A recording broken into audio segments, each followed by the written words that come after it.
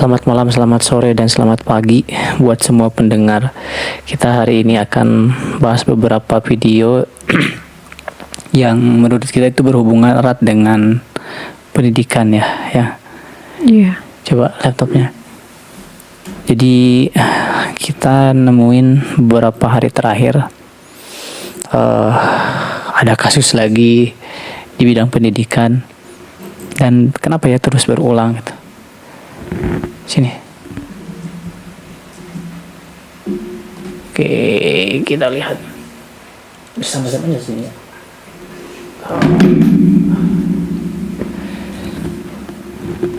Nah, ini yang pertama kita akan lihat spasi.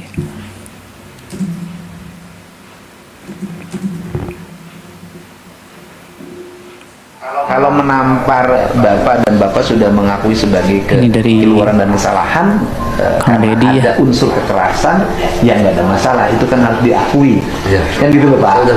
Dan jadi ada seorang guru yang nampar muridnya, tetapi dan juga orang tua juga harus kembali mengakui lagi bahwa anaknya ini mengalami orang tuanya nyamperin ke sekolah sosial, dengan problem psikologi, yaitu suka merokok yang belum waktunya, dan dengan arogan lah bahasanya orang gitu tuanya ya. juga kalau Tidak kalau terima memang itu. orang tuanya mengizinkan anaknya merokok nggak apa-apa Pak, tapi nggak boleh sekolah tempat Bapak.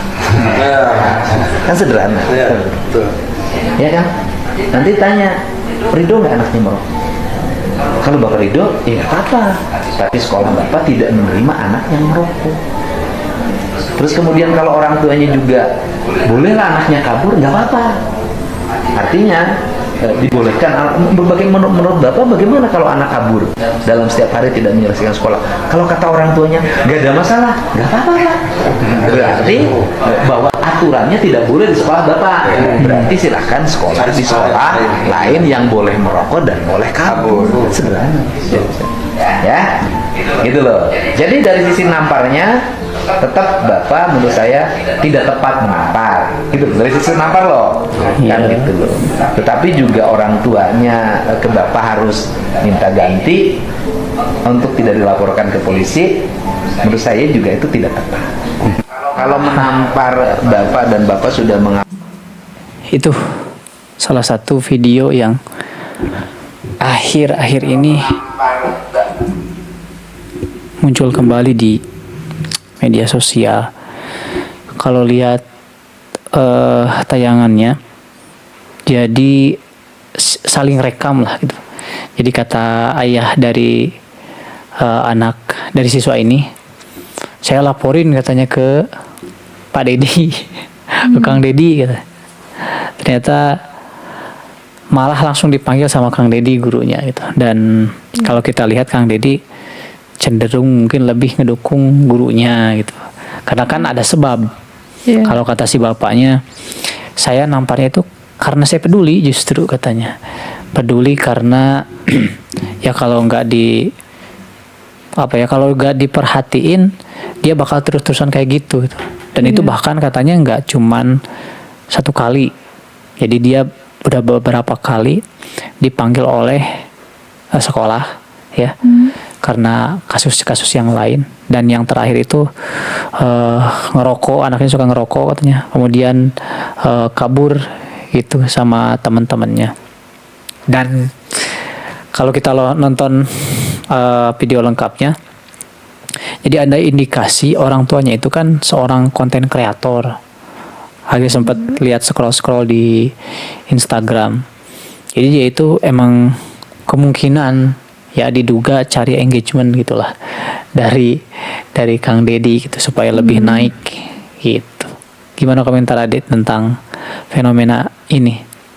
Pertama mungkin kita akan bahas terjadi kembali ya, guru disalahkan karena menampar siswa, tapi ada alasannya, bandel gitu bahasanya. Apapun apa indikasinya, dan ya kalau sekolah juga memang membenarkan hal tersebut terjadi dan karena ada sebab gitu. Jadi kalau sekolah tetap sepakat dengan guru tersebut. Tapi kita akan coba lihat dengan kacamata yang lebih komprehensif ya, meskipun seorang guru, tapi kita lihat dari dua sisi. Gimana menurut Ade? Ini ya tadi namparnya dulu. Ya, namparnya dulu. Dulu kita sudah bahas ya. Ya, terus ada bilang nggak setuju kalau dari sisi namparnya, karena memang pasti ada cara yang lebih bijak. Ini juga sama kan, ternyata udah ada kenakalan lain yang sudah dilakukan sebelum merokok itu. Ya gitu.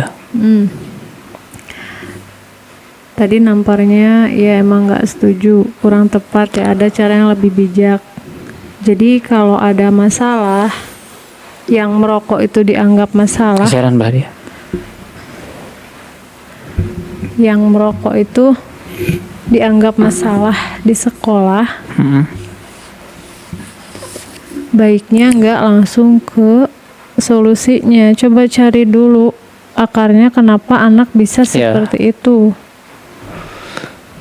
Pastilah ada penyebabnya. Kira-kira dari apa penyebabnya?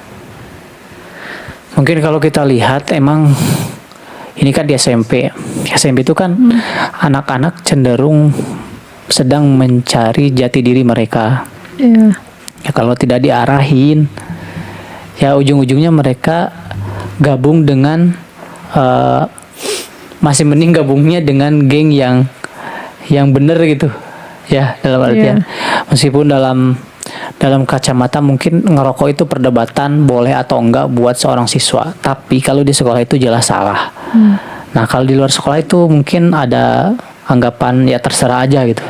Coba ini kan di sekolah, ya sekolah punya aturan gitu.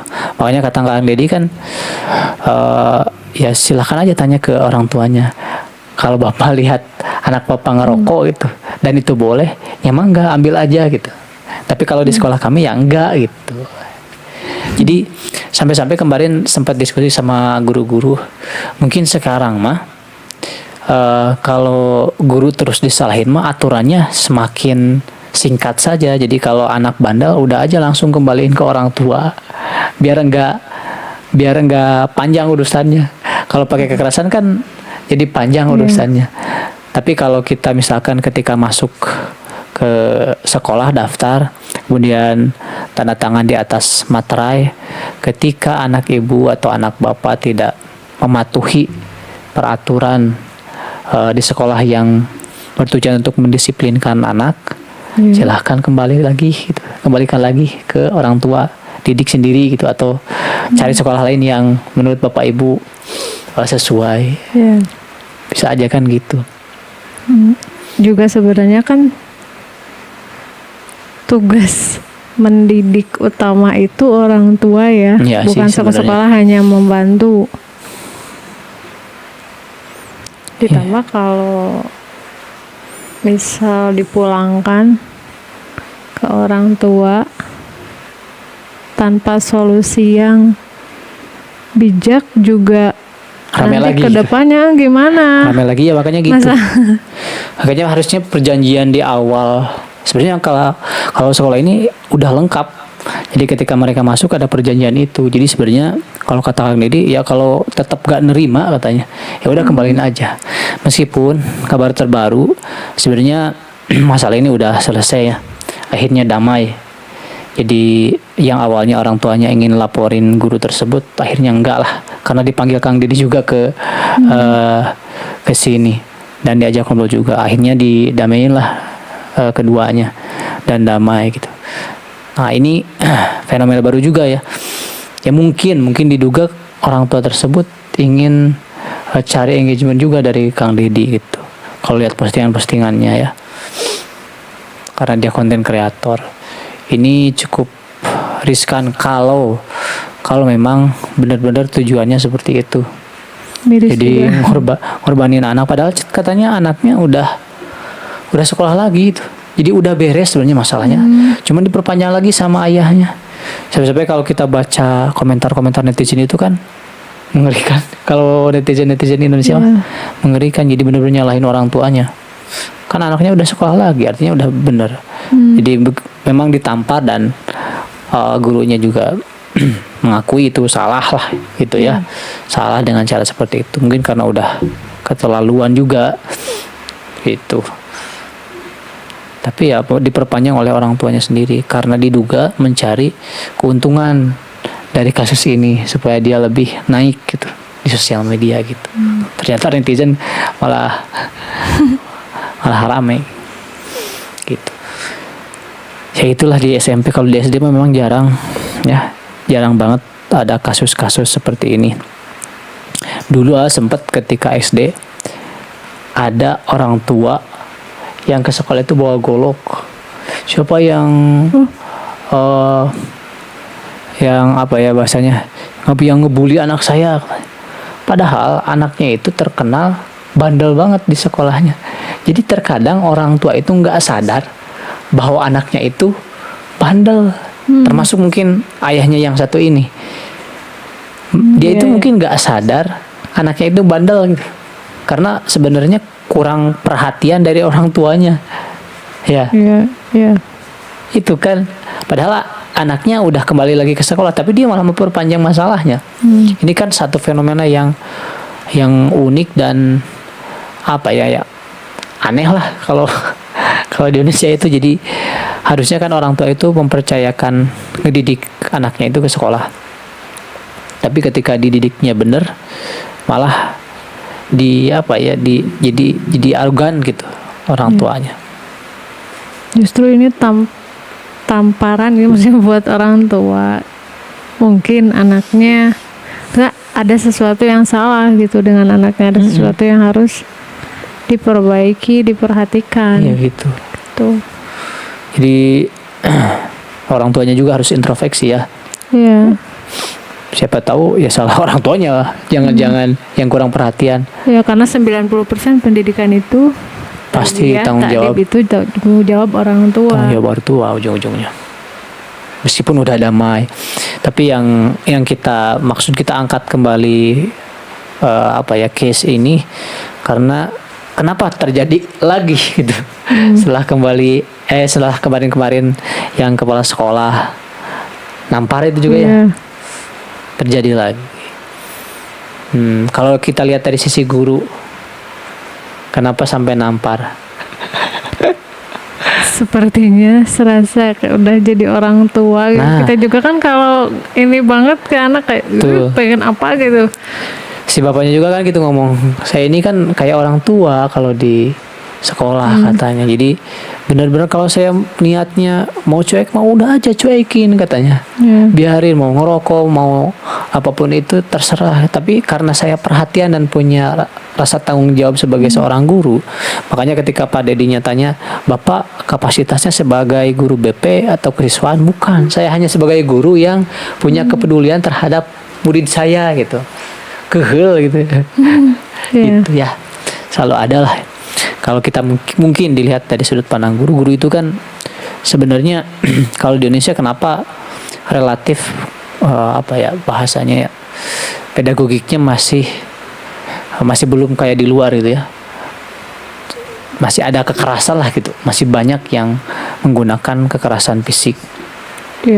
Karena memang guru yang hadir hari ini di Indonesia itu mereka yang jadi seorang guru di Indonesia itu gini. Jadi guru di Indonesia itu memang tidak sesulit jadi guru yang ada di luar itu. Seleksinya itu gampang. Mau jadi guru di Indonesia itu gampang. Karena kesejahteraannya itu masih minim. Jadi yang minat jadi guru itu sedikit. Jadi bahasanya jadi kecuali yang mengabdi yang benar-benar ngabdi pengen jadi guru. Tapi kebanyakan orang pintar itu malahan nggak pengen jadi guru karena kesejahteraannya kecil. Hasil yang jadi guru tuh ya standar lah semuanya. Standar bukan orang-orang yang bisa bikin kayak Elon Musk kan. Orang-orang pintar kayak gitu nggak jadi guru. Kalau Indonesia kayak B.J. Habibie kan nggak jadi guru lah gitu. Jadi kebanyakan guru yang hadir hari ini belum terseleksi dengan baik mungkin sih, pedagogiknya belum karena memang kesejahteraannya juga belum terlalu tinggi, ya belum selektif lah gitu. mungkin ya. Termasuk mungkin budaya juga mempengaruhi, karena kalau dari buku yang yang dibeli di out of the books, Yang beli brain nih. buku brain based parenting, ada bukan kasus sih, kayak kejadian kecil. Majuannya itu nanti misfokus. Ya, Ada narada malika itu. dia Nya. Tah gitu. Sok.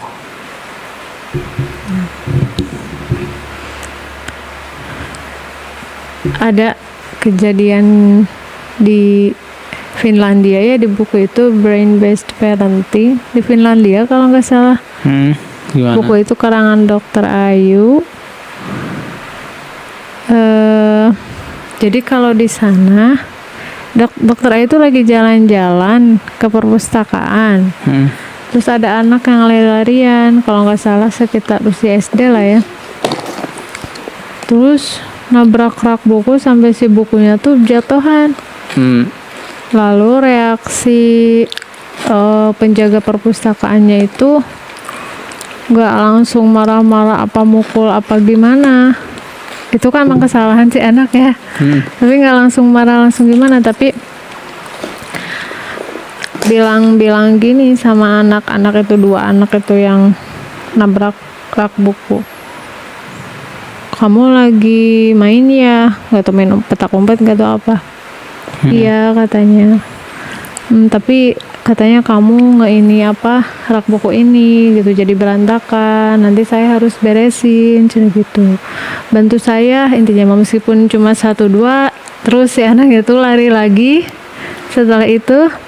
Tapi si penjaga perpustakaannya itu ya nggak apa-apa, yang penting udah bantu terus beresin sendiri.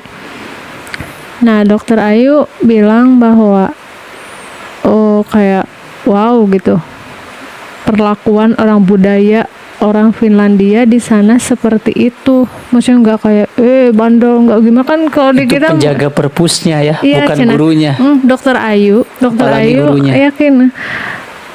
Saya tidak yakin Cina penjaga perpus itu masih muda, padahal baca tentang parenting, mendalami parenting saya tidak yakin, tapi saya yakin di sana ketika kecil diperlakukan seperti itu. Misalkan kalau salah dikit ya numpahin mungkin ke anak, kayak misalkan kayak orang-orang yang gentle parenting itu kayak misalkan jatuhin tumpah ya, misalkan ambil lap yuk gitu, misalkan gimana kan ke anaknya itu, jadi belajarnya tanggung jawab gitu.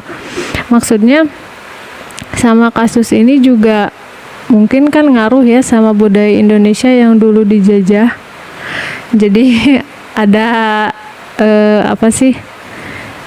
ada cara mendidik yang sedikit berbeda memang. Jadi maksudnya harusnya Jadi pasti ada cara kita ke karakter penjajah itu gitu. Jadi budayanya mungkin masih kuat gitu. Jadi kayak gitu. Ya, tapi harusnya kita kan udah, ada cara yang lebih bijak. Kita kan udah merdeka 80 tahun. Ya. Itu kan bukan sebentar ya. Harusnya cepat. Orang tua pendidik belajar untuk menegur dengan cara yang lebih bijak gitu, kayak memang meskipun tidak gampang. Tapi memang juga kalau berbicara pedagogik dan psikologi, memang di perkuliahan itu kita relatif diajarkan itu lebih banyak teori. Gak tahu ya kalau di luar gitu gimana perkuliahannya. Pertama teoretis, kemudian kedua metodenya itu kalau perkuliahan di Indonesia itu masih presentasi gitu. Itu kan kurang praktis gitu untuk menjadi seorang guru. Ya, kalau untuk jadi seorang dosen mungkin nggak apa-apa teoritis kayak gitu. Sampai-sampai pernah dalam satu diskusi nanyain ke dosen, ibu pernah ngajar di SD gak? Saking udah keselnya gitu, kita disuruh diskusi terus, kemudian sampai mentok, nggak ada yang harus didiskusikan lagi karena semuanya itu kerasa balik-balik lagi ke situ gitu. Pola diskusi di ruang kelas itu, kita pengennya yang praktis dulu gitu. itu ngaruh juga. Kita bahas kurikulum, ketika kita masuk ke sekolah yang real, yang asli di dunia kerja, ternyata kurikulumnya ganti. Jadi di Indonesia itu masih berantakan, masih berantakan. Sistemnya tidak mengakar. Untuk seorang profesional gitu. Makanya memang kita masih harus banyak belajar. Terutama gini, kalau guru ya kalau Ama pengennya semua guru itu, setiap guru yang sudah menjadi pegawai tetap lah bahasanya ya dari pemerintah, harusnya mereka cari perkembangan lagi di luar sana gitu.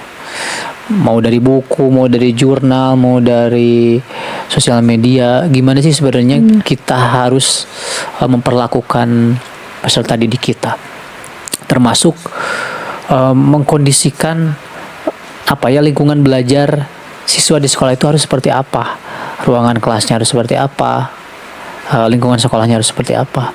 Kayak kemarin ada videonya Pak Anies Baswedan, dia berkunjung di Australia, berkunjung ke Australia. Ada ruangan kelas yang menarik, kemudian dia bagikan yang atas, kelasnya yang atas. Nah, yang Pak Anies mana kita lihat. Dah diam ya. Nah, ini ada satu ruang kelas lagi yang sesungguhnya mereka menyiapkan ruang kelas ini sebagai ruang yang bisa kerja bersama. Jadi mejanya bulat besar, tapi kemudian ini dipisah-pisah sehingga duduknya sekarang sedang berkelompok. Mejanya tapi sesungguhnya ini adalah satu setting di mana mereka bisa kerja bersama dalam kelompok besar maupun kelompok kecil. Nah, semua kebutuhan anak-anak itu disiapkan di satu tempat. Jadi ini bukan satu tempat di mana setiap anak membawa peralatan sendiri, tapi seluruh peralatan itu disiapkan bersama-sama. Bahkan peralatannya disiapin. Formatnya seperti ini. Lalu gurunya, ini ada tempat untuk guru. Jadi gurunya posisi mejanya bisa naik turun. Ini meja berdiri, jadi gurunya berdiri di sini. Lalu di sini ada bahan-bahan yang digunakan oleh gurunya. Ini nilai-nilai yang digunakan di sekolah ini. Ada 5, respect, inclusion, resilient, sharing, honesty, dan penjelasannya. Lalu ada papan tulis, dan yang menarik seperti biasa ini ada peta dunia di samping peta negaranya. Dengan cara seperti ini maka anak-anak punya kesadaran bahwa ya ini adalah negaranya karena di Australia, tapi di bawahnya dia tahu persis bahwa ini bagian dari dunia. Jadi kesadaran warga dunia itu dibangun sejak awal, sadar sebagai warga kota, sadar sebagai warga negara, dan sadar sebagai warga global. Ini setting ruangnya kalau dilihat dari depan. Jadi ini adalah 4 kelompok meja yang kalau dikumpulkan menjadi satu lingkaran. Dan sama di belakang juga seluruh kebutuhannya disiapkan di situ. Lagi-lagi ini salah satu konsep ruang kelas yang memungkinkan kerja kolaborasi dalam arti sesungguhnya, sekaligus juga kerja kelompok kecil dan kerja kelompok besar, sekaligus juga bisa dipakai untuk kerja individual. Karena mejanya bisa lengkap banget ya itu. Dilepas kalau mereka perlu kerja individual. Alat-alatnya lengkap banget. Inilah yang sering kita sebut sebagai usaha untuk membuat ruang kelas kita ruang kelas abad 21. Siswanya abad 21, gurunya abad 21, ruang kelasnya pun abad 21. Gitu. Itu di Australia. Keren. Kalau di Indonesia kemarin kita dapat bantuan, sekolah dapat bantuan. Mejanya masih kayu, padahal sudah 2020, 2023, 2024 kemarin dapat bantuan. Mejanya masih kayu. dan reot kayunya. Itu reot? bantuan dari negara. Baru? Ya, di Indonesia itu masih kacau banget, kacau. Makanya sekarang lagi membenahi ruangan kelas, termasuk terinspirasi dari Pak Anies. Dulu sempat bingung, bahkan sempat diskusi dialog sama AI gitu. Gimana sih sebenarnya ruang kelas yang keren gitu. Kemudian dia kasih gambar gitu AI itu. Ya banyak sih, tapi kalau yang digambarin oleh AI itu terlalu terlalu perfeksionis lah, segala ada, dan itu biayanya cukup gede kayaknya. Nah setelah lihat yang Pak Anies ya, ini cukup bisa kayaknya kita kondisikan ruang kelas seperti ini. Alhasil kemarin nyari-nyari di gudang, kira-kira ada benda-benda apa aja yang bisa ditempelin di kelas, dan ternyata banyak di gudang itu. Termasuk ada media pembelajaran yang kelihatannya baru ya, dan belum pernah dipakai, padahal itu udah bertahun-tahun. Nah ini kan jadi masalah ya. Terkadang guru mungkin sebenarnya bukan nggak ada, tapi nggak dimanfaatin aja. Ada kit gitu, tahu kit media pembelajaran yang matematika kayak pecahan, ada landasannya pecahan itu, kemudian ada timbangan, media-media kayak gitu itu bagus banget. Hanya kemarin tarik masuk ke kelas, kemudian ditata lagi jadi makin nyaman gitu kelas. Tinggal mungkin karpet dan benda-benda lain yang belum sesempurna yang di videonya Pak Anies tadi. Gimana menurut Ade kalau kelas seperti itu? Ya itu bagus. Kalau ya. sekolah negeri seperti itu mungkin siswanya berebut pengen masuk sekolah itu ya. Pasti jadi rebutan itu. Emang bagus ya, itu pasti project based learning ininya. Keren. Sampai-sampai jadi segala sesuatu, bahkan hal yang kecil aja mereka perhatiin. Kayak tempat duduk. Kalau di kita kan tempat duduk itu kotak-kotak dan misah gitu anaknya. Ya kalaupun mau beri kelompok ya udah disatuin, biasa aja lah, kotak gitu. Ini kan hal yang sepele kayak gitu aja diperhatiin. Yeah. Bangkunya, kalau kita lihat tadi bangkunya itu kan bentuknya kayak apa tadi teh? Kayak bunga gitu. Yeah. Jadi kalau bangku itu disatuin semuanya itu akan membentuk lingkaran, puzzle lingkaran. Yeah. Dan ketika jadi kelompok-kelompok kecil pun tetap nyatu gitu. Puzzle-puzzle kecil. Itu keren sih. Bisa dipakai sendiri kelompok kecil maupun kelompok besar. Kemudian disiapin. Gak ada istilahnya mungkin pinjem ya. Can I borrow your pen gitu, nggak bisa. Udah Satu ada untuk semuanya. semua. Gak ada ceritanya kalau kita lagi kecil minjem serutan gitu ya, atau minjem penghapus. Satu untuk semua gitu. Kalau A baru bisa kemarin nyiapin buat di kelas itu penggaris, karena jumlah siswanya 15. A beli penggaris kemarin 15 ya. Itu lumayan tuh. Jadi kalau ada pembelajaran di kelas yang membutuhkan penggaris, enak, nggak ada alasan nggak bawa. Jadi udah tersedia, baru satu tuh gitu. Jadi guru itu harus punya kesadaran sampai ke sana sih. Yeah. Kalau nggak disiapin sama negaranya, kitanya yang harus mikir gitu, sampai harus ke arah sana. Kalau guru benar-benar mau profesional, hebat sih. Gurunya juga muridnya, jangan lupa anak SD udah bisa diajarin konsep keuangan dengan cari uang jajan sendiri. Sebenarnya gurunya benar harus kreatif kayak gitu. Ditambah sisi lain jangan lupa muridnya, kita juga harus ajarkan tentang finansial ya. Anak SD udah bisa diajarin, apalagi kelas 6 konsep finansial. Mereka bisa kita ajarkan cara cari uang jajan sendiri, termasuk mungkin itu kayak beli penggaris, beli apa. Mereka berkontribusi meskipun sedikit ya, 1.000, 2.000 gitu ya, kita udah bisa ajarkan. Iuran gitu. Enggak, misalkan mereka jualan, kan kadang di sekolah tuh ada apa yang minggu jualan mereka itu, atau misalkan market day. Atau misalkan konten kreator sekarang, meskipun dibatasi atau apalah yang mereka bisa lakukan sebenarnya gitu. Jadi ketika nanti mereka usia dewasa, mereka tidak kaget terhadap kehidupan yang sebenarnya lebih kejam, Lebih kejam, gitu. ya. Jadi sedikit-sedikit kita ajarkan juga, jangan terus disuapi gitu.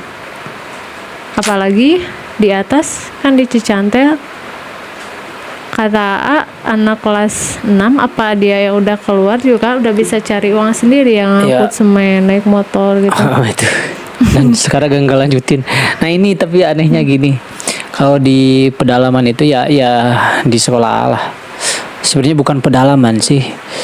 Gimana ya? Memang jauh dari jalan raya dan beberapa mindset di sana masih kurang perhatian terhadap sekolah, melanjutkan sekolah. Iya. Jadi ketika anak sudah bisa mencari uang itu bukannya disupport terus supaya lanjut sekolah, tapi di apa ya? Mau disupport cari uang. Iya, justru malah dijadikan apa ya? Oh ternyata anak saya udah bisa Penghasil cari uang. uang ya gitu. Jadi mesin penghasil uang gitu bagi keluarganya. Itu kan mindset yang harus diluruskan. Iya, Ini miris juga. lebih jauh juga sih. Itu Wow. nanti kalau 100% jadi penghasil uang gitu ya. Iya. Itu sih nanti kan bertahap ya dari SD, SMP, SMA. Entah mungkin memang masih pemikirannya yang penting cukup buat makan gitu ya mereka. Padahal kan di luar sana Iya, memang. ada penghasilan yang bisa dicari dan lebih gede gitu dari apa yang mereka dapatkan hari ini. Apalagi dengan sekolah terlebih dahulu. Karena Indonesia itu masih kayak gitu. Ya, sistemnya harus berijazah dulu baru bisa kerja. Kalau di dunia kerja, kalau keahlian kan ya tetap harus sekolah sih. Bisa aja otodidak, tapi kan persentasenya berapa persen sih Iya, orang yang beda. sukses dan tidak sekolah, kecil. Tetap opportunity-nya besar ketika mereka bersekolah lah. Gitu. Ya kalau kita lihat ruang kelas yang Pak Anies tadi review itu keren sekali ya, dan kita akan coba review lah kalau ruang kelasnya udah mirip-mirip kayak tadi. Tapi jangan sampai juga ketika maksudnya ruang kelas diperbagus tapi durasi di kelas maksudnya Ya, iklimnya tetap harus dijaga juga ya. Jangan cuman fisiknya saja gitu kelasnya, tapi jangan cuma konteksnya, substansinya, pendidikannya tetap ada. jangan Dan cuma duduk 8 jam. kadang juga kita bisa gunakan bukan hanya ruang kelas ya kalau untuk belajar. Ya. Itu kan hanya apa ya, rutin aja gitu. Rutinitas kita sehari-hari di sana. Sebenarnya kalau pembelajaran itu kan bisa di luar kelas juga. Ya, Cuman nah itu. situasi kelas itu memang harus dibuat seperti itu. Jadi Ama suka bayangin gini, ketika masuk kelas itu pengennya kita itu berasa ilmuwan gitu. Iya. Berasa ilmuwan, dan apa saja yang ada di dalam ruangan kelas kita, di rumah kita lah. Kalau di sekolah itu kan rumah ruang kelas itu kan rumahnya gitu, siswa tersebut. Jadi ketika masuk itu pengennya tuh vibes-nya kayak orang yang masuk dunia baru yang mempersiapkan masa depan gitu. Makanya kan ada peta. Jadi kita Iya. bisa mendeteksi, oh wilayah kita itu sekecil ini ya. Kalau kita ingin menguasai wilayah manapun ternyata cukup susah gitu. Kemudian ada globe, ternyata dunia itu seperti ini. Jadi benar wawasan itu terlihat dalam covernya gitu. Itu pengen kayak gitu. Meskipun pembelajaran memang bisa dilakukan di mana saja. Iya, Gitu. iya. Jangan sampai seminggu 8 jam tetap di kelas, nggak Enggak keluar tanpa tahu kehidupan luar. Enggak. Itu juga bukan sekolah Iya. kan, masih sistem pendidikan yang dulu gitu. Tapi at least harus ditiru ya. Iya. Ruangan kelas yang tadi direview oleh Pak Anies harus ditiru. Itu kan setidaknya satu kemajuan secara apa ya, secara visual saja gitu. Bungkusnya di kelas itu, oh berarti ini benar-benar sekolah. Kan ada ruangan kelas yang kadang ada guru yang ruangan kelas itu bersih Bersihnya itu benar-benar bersih, nggak ada karya siswa gitu, nggak ada foto-foto pahlawan, nggak ada kalau tadi nilai-nilai yang dipajang, Iya. nilai-nilai yang dijunjung tinggi di sekolah tersebut nggak ada. Jangan sampai seperti itu juga. Iya. Meskipun saya gitu kan ngajar nggak di ruang kelas gitu.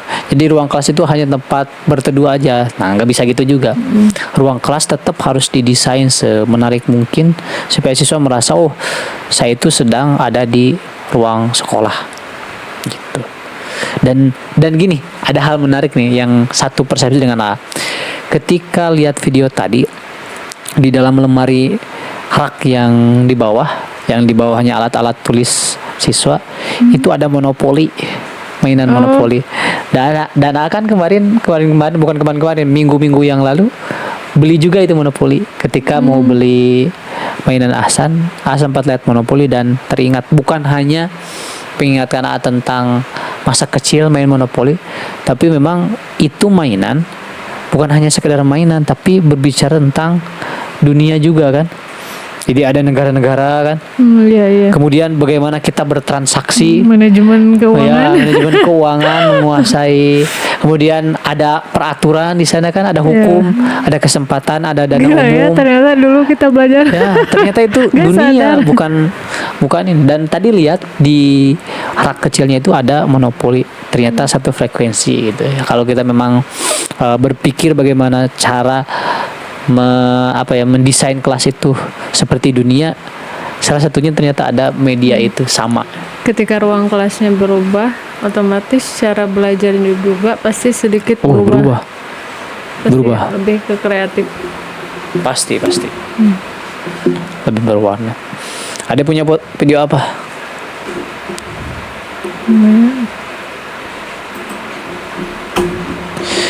Gitu. Jadi ya kalau dunia pendidikan kita harus benar-benar detail supaya anak itu gak boring, gak bosen. Ini sih yang umum aja. Siswa SD negeri di Cianjur, Jawa Barat selama 3 tahun terpaksa harus belajar di dalam musola. Mirisnya para siswa belajar tanpa kursi dan juga meja. Di dalam musola. Beginilah kondisi para siswa di SDN Karya Jaya, Desa Sukaratu, Kecamatan Bojong Picung, Cianjur, Jawa Barat. Setiap hari selama 3 tahun, para siswa kelas 2 dan 3 harus bergantian belajar di dalam musola. Menurut salah seorang guru, kondisi tersebut lantaran jumlah siswa dengan jumlah ruang kelas tidak sebanding. Penuh karena kelasnya terbatas. Dari sekolah kita SDN Karya Jaya ada 7 ruangan, rumahnya 9. Jadi kelas 3A sama 3B bergantian dengan kelas 2A, kelas 2B di musola. Sekali itu kelas 2 dulu seminggu, baru kelas 3 seminggu bergantian. Pihak sekolah berharap adanya bantuan dari pemerintah untuk membangun ruangan kelas tambahan agar para siswa dan guru bisa merasakan kenyamanan belajar dan mengajar di dalam kelas. Kayak cuma yang tadi bukannya mau Dari Cianjur, maksudnya Jawa Barat, jomplang. Manon Syah, Jomplang. Ini kasus biasa sih, maksudnya kayak kasarnya tuh basi dan masih terus terjadi gitu. Itu belajar di musola itu kan bukan karena tidak ada kelas, tapi Iya, penuh. tapi ini, Kelasnya penuh. Ini yang jadi pertanyaan, memang kita lihat beritanya hanya sekilas. Iya. Yang menjadi pertanyaan kan, apakah tidak ada sekolah lain di daerah Iya, tersebut sehingga betul. sekolah itu harus menerima semua murid. Ya, dari daerah itu harus ke situ gitu. Harus ke situ. Soalnya gini, kalau lihat misalkan ada dua rombel ya, Iya. berarti kan pemukiman di sana padat. Iya. Gak mungkin sekolahnya hanya satu.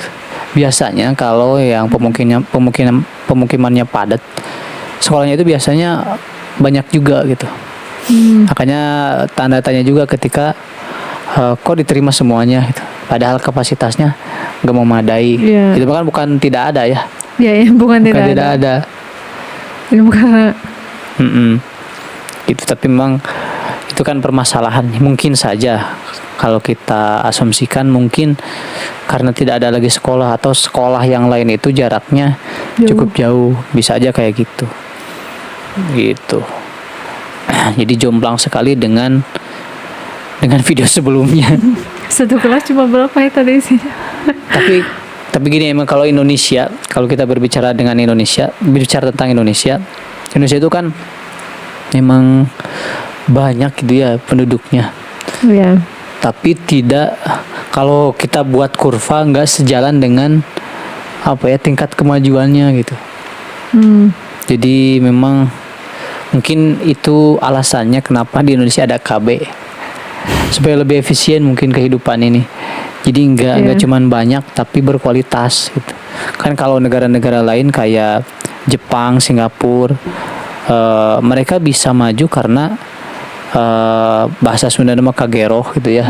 Sedikit. Jadi sedikit, jadi mudah ngaturnya gitu. Beda lagi ceritanya dengan Amerika, Cina. Mereka meskipun negara besar dan populasi penduduknya juga banyak, tapi sudah sejalan lah gitu dengan tingkat kesadaran pendidikannya gitu. Udah sejalan mereka. Jadi kita masih jauh sih kayaknya.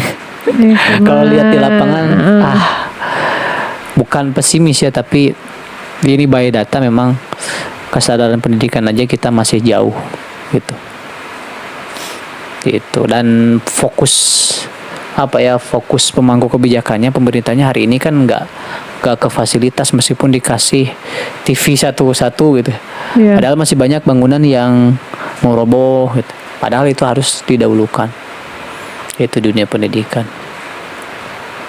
Tapi nggak tahu lah sih. Jadi kadang bingungnya kalau guru di bawah nggak bisa nyampe, suaranya itu kan nggak bisa nyampe ke misalkan RI 1 ya, ke Pak Prabowo langsung. Jadi keluhan-keluhan dari guru dari sekolah itu mungkin saja mentok di tengah-tengah gitu. Jadi kebendung. Iya, jadi gimana ya, masalah dengan solusi itu kok gak sejalan gitu. Kayak gini, masalah di pendidikan itu hari ini kan kesejahteraan guru, fasilitas sekolah ya belum memadai. Tapi program di pendidikan MBG, ngerti gak? Iya. Jadi itu kan harusnya masalah dulu dong sebelum program yang lain-lain. Iya, masalah dulu yang diselesaikan, jangan dulu. Program itu juga bagus, MBG bagus, tapi kan ada masalah yang lebih prioritas gitu. Kayak yang tadi nggak ada ruang kelas, itu dulu kan harusnya diatasi gitu. Meskipun hari ini juga gencar, saya lihat banyak sekali sekolah-sekolah yang dapat bantuan. Ini juga kalau nggak salah udah di ini sih. Cuman kalau MBG sih mungkin lihatnya dari beberapa sektor, dari ekonominya maju mungkin ya. Kemudian dari stunting, yang masalahnya stunting yang diangkatnya, bukan pendidikannya, tapi stuntingnya gitu. Karena banyak data stunting Indonesia itu tinggi, bahkan tertinggi katanya. Tertinggi siapa? Di Asia Tenggara itu tertinggi katanya. Karena mungkin populasinya banyak juga. Jadi tinggi pasti. Iya kan, stunting juga nanti ngaruhnya ke IQ, sama aja pendidikan juga. Iya sih. Jadi milih yang efek dominonya juga banyak, mungkin kita berbaik sangkanya seperti itulah. Gitu kalau kita berbicara pendidikan hari-hari ini ya gitu. Sebenarnya masih banyak permasalahan di pendidikan, dan fondasi yang harus dibangun sebenarnya dua kan. Banyak sekali orang-orang yang hari ini mengutarakan yang harus diperbaiki lebih dulu, itu prioritas utama kita di negara itu satu kesehatan, dua pendidikan. Tapi yang disejahterakan tetap pejabat gitu kan, ujung-ujungnya kayak gitu. Nah itu masih kendala, meskipun di luar sana juga sama, masih banyak orang-orang yang atau negara-negara yang sama belum maju dengan kita. Tapi at least di kita itu aman katanya gitu. Ya, bedanya negara kita dengan negara lain itu kita negaranya aman. Aman, alhamdulillah. Termasuk Amerika katanya. Yang kita bayangkan Amerika itu kan kemajuan, pokoknya pintar.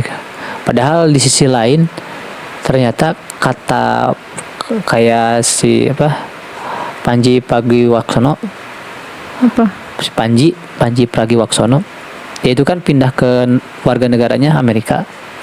Tapi satu hal yang saya benci di sana itu nggak aman katanya, nggak aman, kayak kan di sana legal pegang senjata, jadi pembunuhan itu bisa terjadi di mana-mana gitu.